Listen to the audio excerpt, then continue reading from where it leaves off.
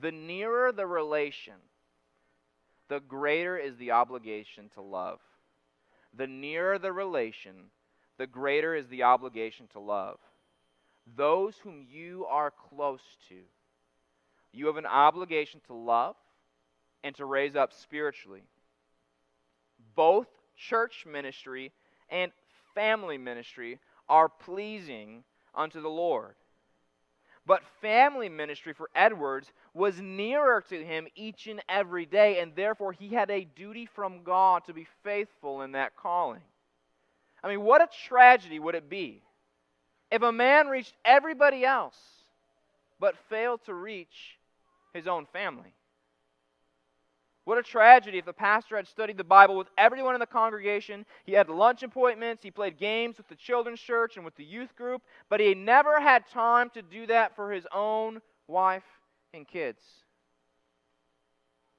Now the next verse we're going to look at speaks primarily of monetary provision, but how much more should it apply to spiritual provision? It says this: if someone does not provide, especially for his own family, he has denied the faith and is worse than an unbeliever.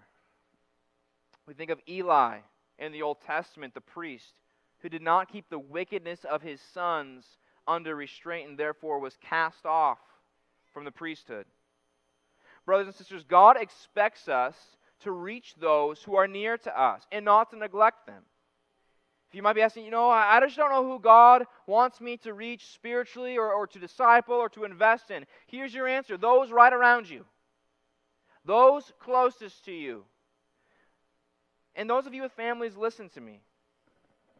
It is entirely possible to spend too much time at church or at church ministries and not enough time with your families. You are the only spouse your husband has.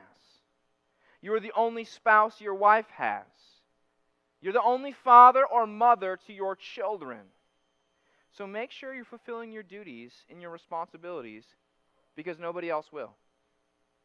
Now, again, sin is deceitful, so take this in balance. Don't kid yourself. Saying that you need to spend more time investing in your kids spiritually does not mean letting them play video games in one room while you watch the ball game in another room. Okay? That's not what we're talking about. And to be honest, it's not like we have a ton of programs and activities going on at our church. And it's entirely possible as well to give too much time to your earthly families and not enough time to the church. So don't let the pendulum swing too far. There's more time in a day than we often realize. But I do want you to see this, that since time is limited, we still need to focus our discipleship efforts on those God has brought into relationships and proximity with us, and then branch out from there.